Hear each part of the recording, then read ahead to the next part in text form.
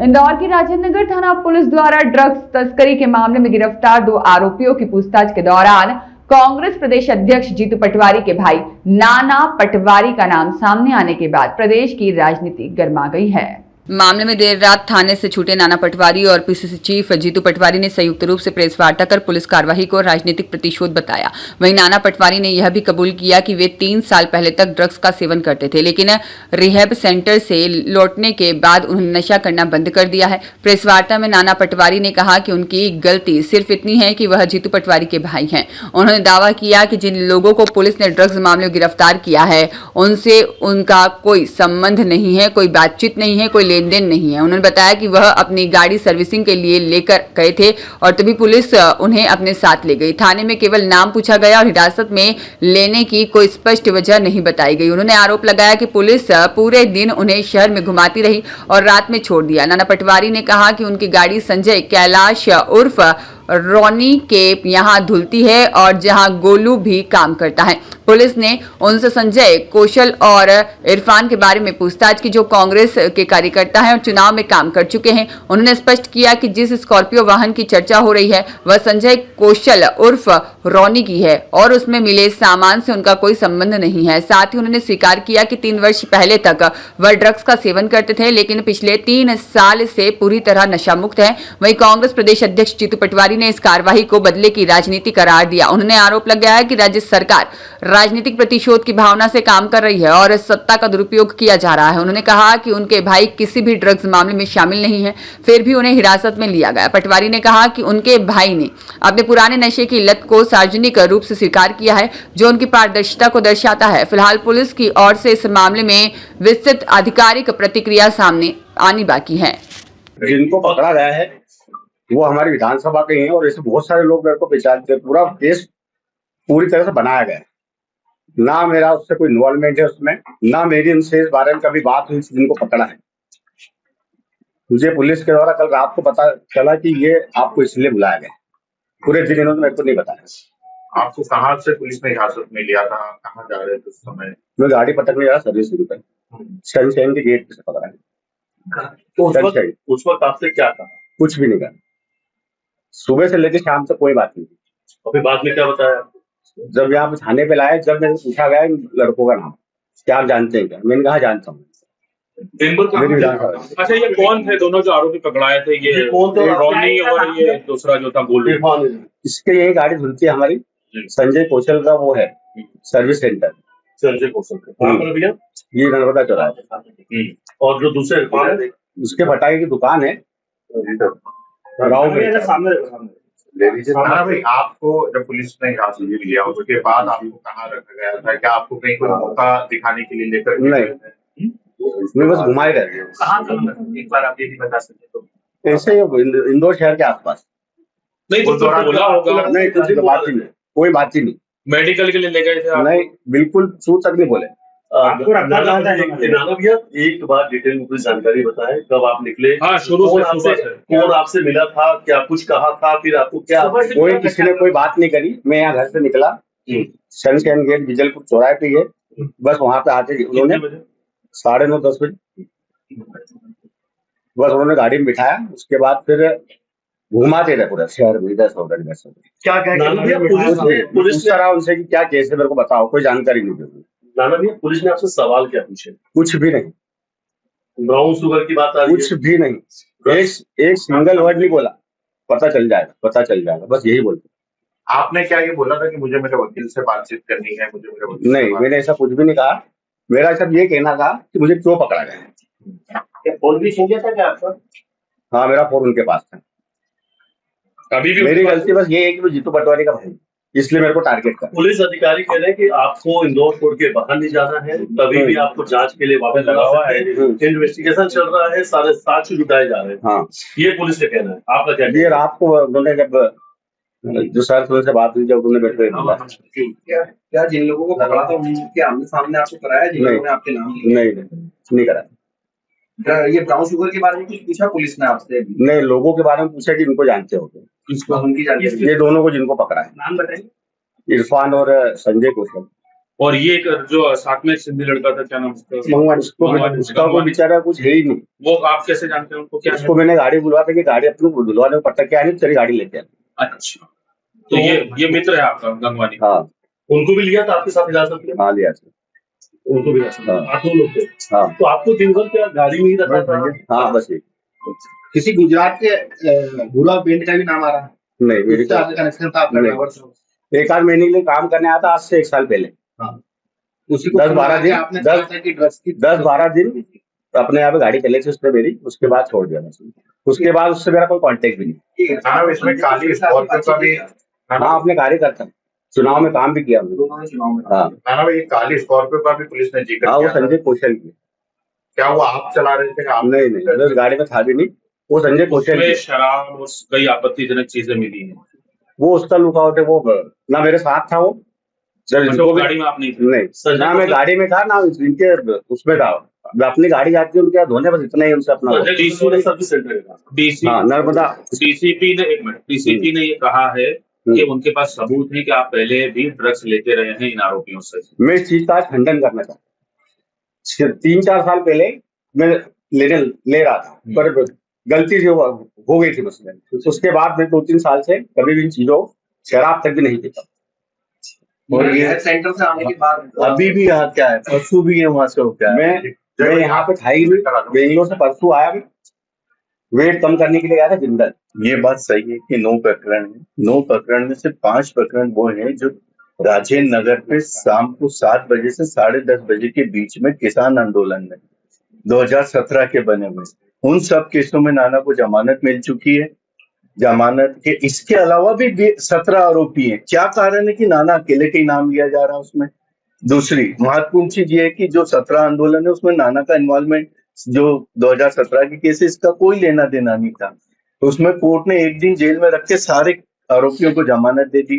दूसरे प्रकरण है, 2 और प्रकरण है जिसमें वो बरी हो चुका। तीसरा प्रकरण एक वो है जो तेजाजी नगर में हुआ था जिसमें सदाशिव का इन्वॉल्वमेंट था, जो जिला कांग्रेस अध्यक्ष, उसमें भी कोर्ट ने उस नाना पटवारी, भरत पटवारी को जमानत दी है और आज तक पुलिस उसमें चालान नहीं पेश कर पाई है। 90 दिन से ऊपर हो चुका है। तो इस तरह से जो प्रकरण बताए जा रहे हैं, ये प्रकरण तो अंडर ट्रायल है। हाँ, इसमें दोषी है या नहीं है ये तो कोर्ट डिसाइड करेगा। निश्चित ये मीडिया ट्रायल चल रहा है, निश्चित इसमें नाना का इसका कुछ लेना देना नहीं, केवल ये कांग्रेस के प्रदेश अध्यक्ष का भाई है, इसलिए इसको टारगेट किया जाता है। ठीक है जी, तो भैया ये क्या रिहर्स सेंटर भी गए थे पहले? कोई हाँ, 5-1 साल पहले गया था। उसकी जानकारी मैं तो नहीं दे सकता, मैं लीगल बात कर सकता हूँ आपसे। ठीक है।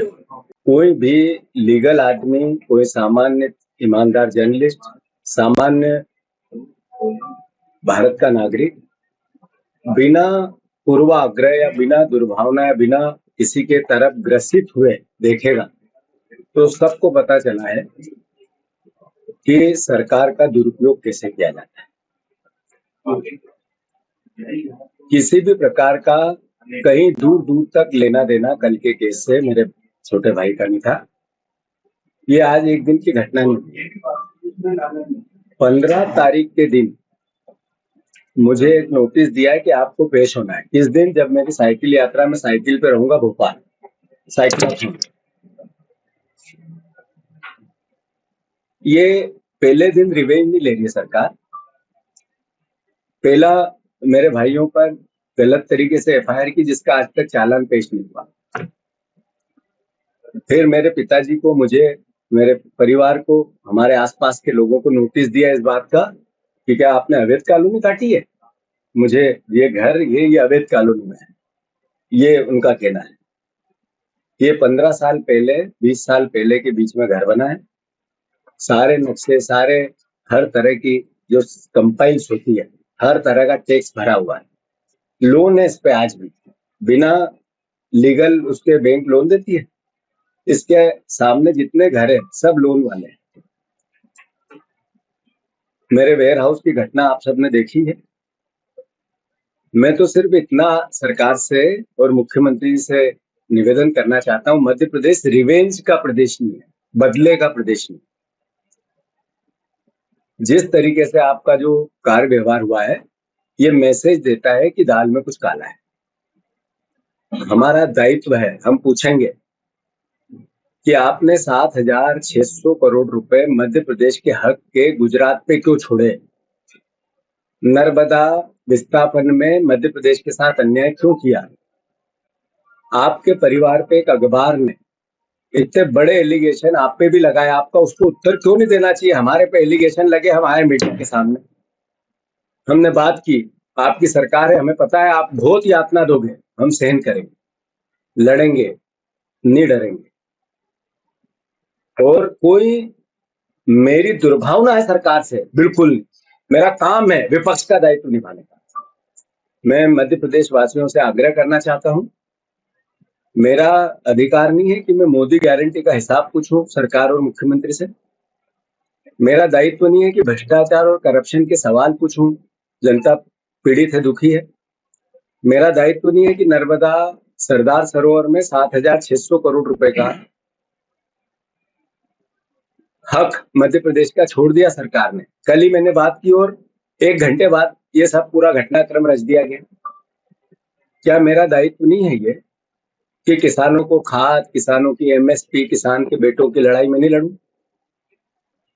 बहुत सी बातें हैं, समय समय पर करेंगे, कानून को भी आत्मसात करेंगे, सम्मान करेंगे, उस पर विश्वास है हमारा। मुख्यमंत्री जी, आप जेल भेजना चाहते हो, हम हमेशा तैयार हैं। मुझे भेजना चाहते हो, मेरे परिवार को भेजना चाहते हो, हम आपकी हर यातना को सहने को तैयार हैं, पर एक कदम भी पीछे नहीं हटेंगे और हमारा दायित्व निभाएंगे। साइक्लोथॉन है 14 तारीख को, 15 तारीख को फिर मुख्यमंत्री जी से आग्रह करूंगा, आपको हिसाब देना पड़ेगा। युवाओं के साथ जो पेपर लीक में इतना बड़ा घटनाक्रम हुआ है, रोज चोरी होती है, उनकी शिक्षा को लेकर जो हमारा आंदोलन है, 25 साल के आजादी बीजेपी की सरकार और 80 साल लगभग आजादी के हुए, क्यों फ्री शिक्षा नहीं मिलना चाहिए? एजुकेशन में एक जैसे एजुकेशन का हक नहीं लोगों का, ये डिमांड है हमारी यात्रा की। सेव शिक्षा, सुरक्षित शिक्षा करेंगे और भ्रष्टाचार के खिलाफ हिसाब पूछेंगे। इसके साथ साथ जो जो कार्यक्रम मैंने अनाउंस किए हैं वो सब करेंगे। मैंने पुलिस को भी खुद ने बात की है, कमिश्नर से भी की, रावत से भी की कि आप जब चाहो जब जाएंगे, मेरा भाई भी जाएगा, पूरा परिवार जाएगा। जो कानून के तहत हम पे प्रशासन कंपाइल करता है, वो गए वेयर हाउस पे, उन्होंने कहा सफाई नहीं है, हमारा दायित्व था, हमने कराई। उन्होंने कहा नाली साफ नहीं है, हमारा दायित्व था, हमने कराई। उन्होंने जो भी फायर सेफ्टी थे वो देखे नहीं उन्होंने, पर उनको भी व्यवस्थित रखा कि सरकार का अगर, और मैंने वेयर हाउस उनको किराए पर नहीं दिया, अधिग्रहण किया मेरा वेयर। फिर भी सरकार ने जो बोला हमने कानून के तहत एक्सेप्ट किया। हमारा दायित्व, हम नागरिक हैं, एक विपक्ष के जिम्मेवार कार्यकर्ता है, हमारा काम हम करेंगे, पर हम हठधर्मिता, अहंकार, ऐसी भाषा ऊंची नीची ओछी ये भी नहीं बोलेंगे। बहुत ताकत से भजन मैच्योर तरीके से ये कहेंगे, बताओ भ्रष्टाचार क्यों। धन्यवाद।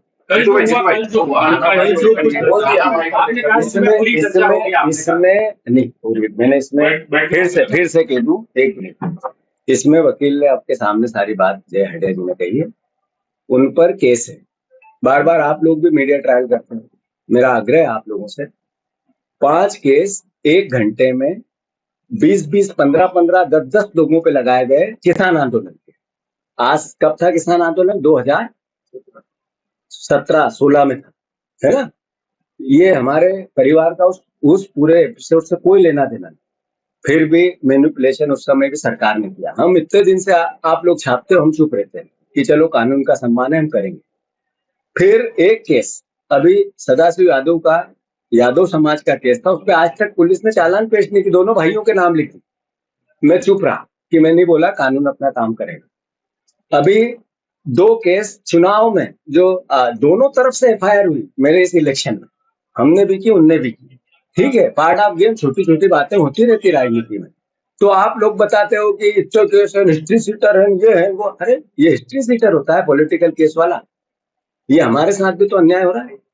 हम तो चुप रहते हैं, देखते हैं, समझते हैं कि चलो आज नहीं कल मीडिया समझेगी, लोगों को सच बताएगी। पर आप लोग सब अखबार वालों से मेरा आग्रह है कि 5 केस आपने एक दिन भी लिखा कि ये किसान आंदोलन के केस पॉलिटिकल केस है। आपने एक दिन भी लिखा कि सदाशिव यादव के केस में जो तेजाजी नगर में गलत एफआईआर हुई थी, आज तक चालान पेश नहीं हुआ। क्यों नहीं लिखा मीडिया ने? सरकार जो बोलती है वो क्यों लिखती है सरकार मीडिया? मुझे नहीं, हम भी तो इंसान है। आप लोग, हमें मीडिया से अपेक्षा नहीं है, नहीं रहना चाहिए। मैं आपसे पूछना चाहता हूँ, किसी परिवार, राजनीतिक परिवार का होना गुनाह है? उसको उसका जीवन नहीं जीना चाहिए? पुलिस ने ये कहा कि जो ड्रग्स वाले पकड़ाए हैं उसके सबूत है नाना भैया से बात करने के। नाना भैया ने खुद ने स्वीकार किया कि पहले ड्रग्स लेते थे। और आपके भी कई वीडियो चल रहे हैं जिसमें आप कहते हुए नजर आ रहे हो कि ड्रग माफिया पे कार्रवाई होना चाहिए सख्ती से। तो आज पुलिस ने कार्रवाई करी तो उसको अपने परिवार से क्यों जोड़ा? धन्यवाद आपको। अभी जो मैंने सवाल किया वही सवाल है ये। मैं आज भी कहता हूँ कि अगर नशा है तो फिर दोषी तो बीजेपी है, यही सरकार है। अगर हर तरह का नशा बिक रहा है तो क्या मेरा शासन था? क्यों नहीं रोका? और फिर नशा है, एक मिनट दो, तो फिर कार्रवाई मेरे भाई पे असली होती, झूठी नहीं होती, तो फिर उसको क्यों ले जाते, क्यों छोड़ देते? अब मैं समझना चाहता हूँ। अब आपने कहा हमने अपनी बात कह दी, मैनिपुलेट है पूरा केस, वो उसने बता दिया। अब आप इसका कोई मेरे से सवाल करके सुर्खियां बनानी है तो आपका दायित्व है, पर चूंकि पुलिस में केस है तो मुझे जब तक सटा छेप नहीं चुप रहना चाहिए कि नहीं रहना चाहिए? बताओ, चुप रहना तो ये हूँ ना, अभी यही तो बता रहा हूँ। वैसे कांग्रेस मेरा आग्रह हो गया, हो गया आपका पूरा आग्रह। नाना भाई जो है उन्होंने भी कहा कि वो पहले कभी इस ड्रग्स में थे लेकिन अब नहीं है। किसको कहा उन्होंने? मीडिया से बोलते गए कि मैं ड्रग्स लेता था, उन्होंने कहा कि मैं नहीं रहता, अब मैं इन सब चीजों से 3 साल से दूर। बोले वो मेरे पहले की गलती थी, 3 साल से दूर हो चुका हूँ। ये अब इससे साफ गोई कुछ हो सकती है? इससे साफ गोई कुछ हो सकती है? मैं एक बेटा हूँ, मेरा परिवार है पूरे प्रदेश में, पूरे इंदौर जिले में। मैं हर परिवार के साथी से पूछना चाहता हूँ कि आपके घर में अगर नशा है तो आप पीड़ित है या नहीं है? ऐसे हर परिवार है, हर परिवार दुखी है।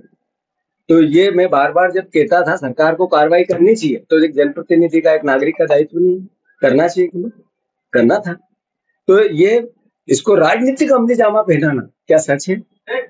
मैं इतना ही कहना चाहता हूँ, ये केस एक अलग है और पॉलिटिकल मेरा जो दायित्व है वो अलग है। तो मेरा हाथ जोड़ के निवेदन है कि राजनीतिक रूप से हम अपना काम करेंगे, ताकत से करेंगे, किसी भी मैनिपुलेशन में डरेंगे नहीं, दबेंगे। ब्यूरो रिपोर्ट, सत्याग्रह न्यूज, मध्य प्रदेश।